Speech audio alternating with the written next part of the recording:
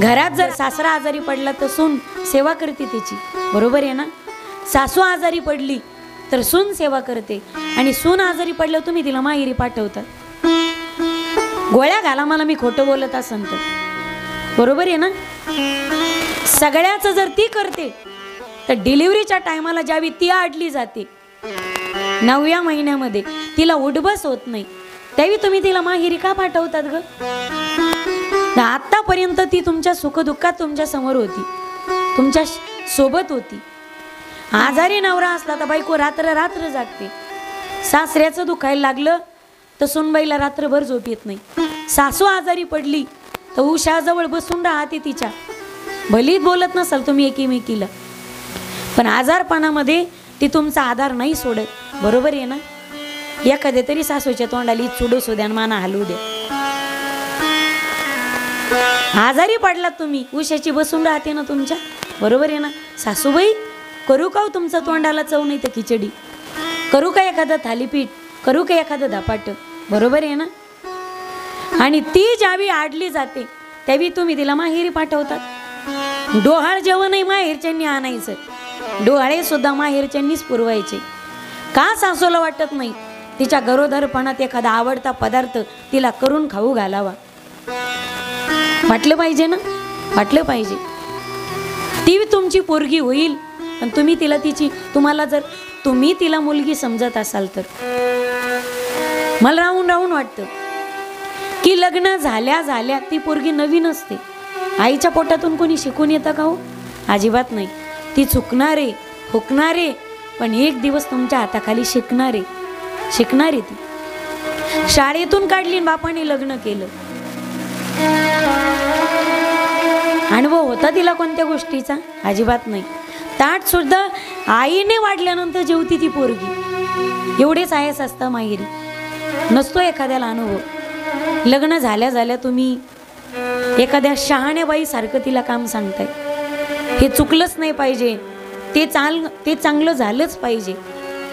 चुकेल ती, हुकेल ती घरात येते, थोडंसं मैत्रिणी सारखं समजा तिला. हा मी म्हणत नाही सगळंच मोकळं सोडा तिला, थोडा धाक लावा, कधी कधी प्रेमाने घ्या ना तिला, तिच्याही मनामध्ये तुमच्याविषयी प्रेम निर्माण होईल. पण ती आल्या आल्या अगदी एकदम स्ट्रिक्ट फेक असतं तुमचं, तिच्या पक्के डोक्यात बसतं ही आपली आई कधीच होऊ शकत नाही, ही सासूच आहे. पक्क डोक्यात बसतं ही सासूच आहे आपली, म्हणून ती सुद्धा सून बनूनच राहते, ती कधीच मुलगी बनत नाही तुमची. कधीतरी नवीन आलेल्या पोरीला त्या विश्वासात घ्या विश्वासात. हळूहळू तिला सांगा असं असं करायचं बाई, शिकेल ती हळूहळू. तुम्ही तिला जवळ घ्या प्रेमाने आणि तिला सांगा असं असं करायचंय. प्रेमाने जग जिंकता येतं माईबाप, प्रेमाने रांचं पाखरू सुद्धा जवळ येतं. आणि तुम्ही वसकिडस वासावासा जर करत असाल तर माणसाच्या प्राणी कुत्रे सुद्धा जवळ येत नाही येत. तुमच्या मनात प्रेम असेल तर तिच्या मनात तुमच्याविषयी प्रेमाचा ओलावा का निर्माण होणार नाही? तुकोबाराय सांगतात, चित्त शुद्ध तरी शत्रू मित्र होती, व्याघ्र ही न खाती सर्पतया. सुनाच्या मनात त्याच वेळी सासूविषयी कपट येतं ज्यावेळी सासू सुद्धा तिला खालीवर पाहते आणि पाण्यात पाहते.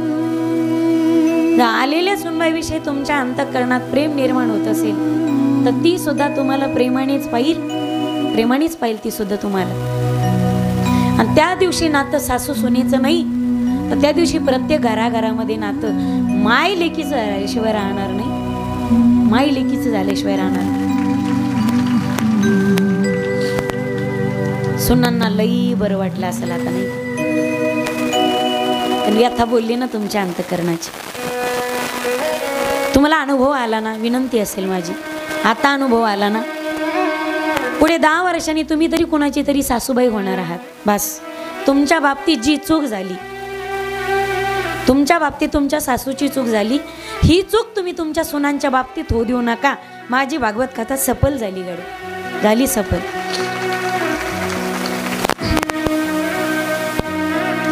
लोकाच्या जिभेवरती माणसाला विरघळायला फार जीवन चंदनासारखं घासावं लागतं, फार जीवन कापरासारखं जाळावं लागतं माईबाप. सगळा व्यवहार उलटे. तो एकटा का उत्तानपाद लागून गेला, त्याला एकट्याला कधीच नावं ठेवू नका. उत्तानपादाला 2 पत्न्या होत्या, सुनीती आणि सुरुची. अगोदरची पत्नी सुनीती, सुरुची ही आवडीनं केलेली पत्नी, हौशेने केलेली पत्नी. सुनीती म्हणजे उत्तम नीतिमत्ता.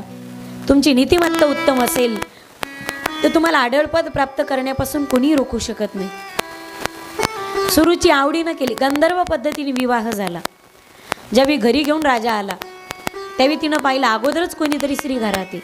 विचारलं, राजन महाराज ही स्त्री कोण आहे परम सुंदरी? सांगितलं, देवी ही तुझी मोठी सवत आहे, माझी मोठी पत्नी. त्यावेळी सुरुची म्हणते, ही जर तुमची मोठी पत्नी असेल तर मला काही हिची दासी म्हणून आणलं का तुम्ही? मला राहायचं नाही. ही एक तर या घरामध्ये ही राहीन, नाहीतर एक तर या घरामध्ये मी राहील. एका म्यानात 2 तलवारी जमत नाही. तसं एका घरात 2 स्त्रिया राहू शकत नाहीत. मी चालले. जर ही मोठी बनून तुमची राणी बनून राहणार असेल तर मला काय तुमचे पाय चोपायला आणलं का? राग आला तिला. आता धाकटी जरा लाडाचीच असती ना, मागची लाडकीच असती जरा. सुनीतीने मनोमन विचार केला, आपहून घरादाराचा त्याग केला. सुनीती निघून गेली. नगराच्या बाहेर एक पर्णकुटी बनवली. ज्यावेळी घरादाराचा त्याग केला ना त्यावेळी सुनीती मातेला दिवस गेलेले होते. पुढे सारखा राजा, पुढे सारखा, सारखा माय सारखा, सारखं पुढे. त्या खाली बसलेले. मांड्या घाला बाळानं, मांड्या घाला.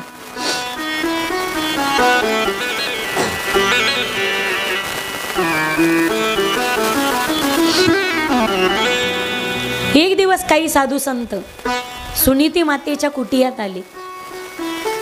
त्या सगळ्यांची सुनीती मातेने एवढी सेवा केली की साधू प्रसन्न झाले. बाळ आम्ही तुझ्या सेवेवर प्रसन्न झालो.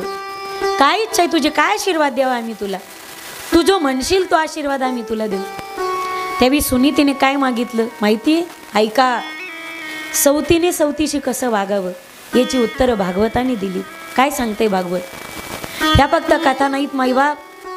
आम्ही जीवन कसं जगावं याची सगळी उत्तरं भागवत आणि रामायणाने आपल्याला दिली.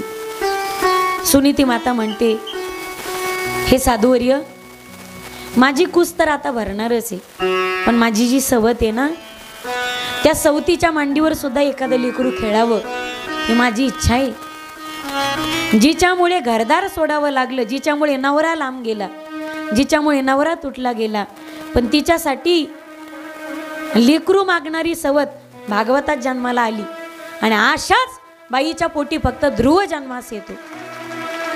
ध्रुव आयऱ्या गैऱ्याच्या पोटी जन्माला येत नाही, जिच्या अंतःकरणात थोडासाही सवतीमत सर नाही. अशाच बाईच्या पोटी ध्रुव महाराज जन्माला येतात. आपल्या सवतीसाठी पुत्र मागितला. दोन्हींना लेकरं झाली. लहानाची मोठी झाली, 5-5 वर्षाची झाली. या ध्रुवाने मित्रांसोबत खेळायला जावं आणि मित्रांनी खेळातून हाकलून लावं, ध्रुवा आमच्यात नको खेळूस, तुला वडील नाही, तुला बाप नाही, तुला बाप नाही. एक दिवस रडत रडत गेला आईकडे. आई तू दररोज म्हणतेस ग, मग मी जर विचारलं तर आई बाबा आहेत, बाबा आहेत. आई मला जर बाबा आहेत, आई एवढा मोठा झालो मी, माझ्या वडिलांनी एकदाही आपल्याला भेटायला येऊ नये. आई मला दररोज आठवण येते बाबांची. बाबाला माझी नसल का आठवण येत? बघ ना ग माझे मित्र वडिलांच्या बोटाला धरून फिरायला जातात, वडिलाच्या खांद्यावर बसून फिरायला जातात. आई वडिलाच्या मांडीवर बसतात ग माझे मित्र. त्यांचे वडील त्यांना ताटात घेऊन जेवतात ग. आई मला दररोज बाबांची आठवण येते. माझे मित्र चिडवतात ग, मला खेळातून आकलून लावतात. आई मला खरंच बाबा आहेत तर त्यांनी एकदाही मला भेटायला येऊ नये का ग? आई बाबा काही अडचणीत आहेत का? आई सांग ना, जर ते येऊ शकत नसतील तर मला त्यांचा पत्ता दे, मी त्यांच्यापर्यंत जातो. सांग ना आई. आज मला बाबाचा पत्ता कळाल्याशिवाय मी जेवणार नाही. आई मी बोलणार नाही तुझ्याशी. हतबल झाली सुनीती. दिला पत्ता. आज पहिल्यांदा ध्रुव नगरात गेला महालात प्रवेश केला आणि सिंहासनावरती राजा उत्तानपाद बसलेला होता. एका मांडीवर बसलाय उत्तम, सुरुचीचा पुत्र. एवढं अंतःकरण भरून आला आपल्या बापाला पाहून. ध्रुवाचं पहिल्यांदा पाहत होतं ना. अरे 8 दिवस जर बाप भेटला नाही तर लेकरं वेड्यागत होतात. आई बाबा कधी येणारे, पप्पा कधी येणारे, आई पप्पा कधी येणारे. पहा तुम्ही, घरात जास्त पोरी बापाला विचारतात, आईला नाही विचारत. घरात जर पोरगी आली, आई बाबा कुठे गेली, बाबा दिसना, बाबा कुठे, बाबा दिसना. फोनवरही पहा तुम्ही, आज फोन पुरुष मंडळी उचलत नाही, पण आया बोलायला लागल्या ना तर मुली म्हणतात, आई बाबा घरी नाहीत का ग, आई बाबा जेवले का ग, आई 2 दिवस झाले बाबा बोलले नाही ग, बाबाची तब्येत तर बरी आहे ना. लेकरं आधी वडिलाला विचारतात, बापांना विचारतात. पहिल्यांदा ध्रुवाने बापाला पाहिलं आणि प्रेम उमडून आलं. धावत गेलं ते 5 वर्षाचं लेकरू, बापाच्या मांडीवर बसलं.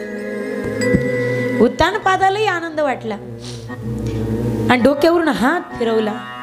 माझा एक लेक माझ्या जवळ होता, पण आता दुसराही लेक माझ्या मांडीवर बसला. दोघांची लाड करत होता उत्तानपाद. मनातही नाही, ध्यानातही नाही.